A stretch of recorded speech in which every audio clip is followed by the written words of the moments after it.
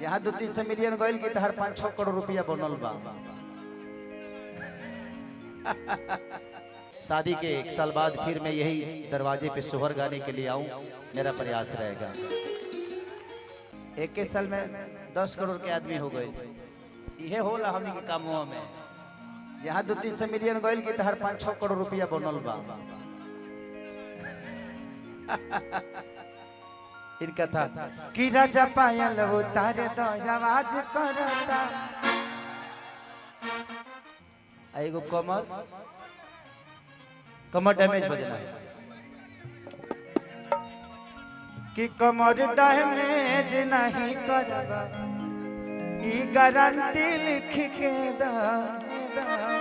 पायल बजाना है, पायल बजाना है कि राजा हमरा से। पायल पायल पायल हमरा से कि राजा हमरा से। पायल ठीक ठीक ठीक। बाप रे, पायल बजा दो। कहाँ बड़े साड़ू भाई, दुर्गा भाई, गुड्डू।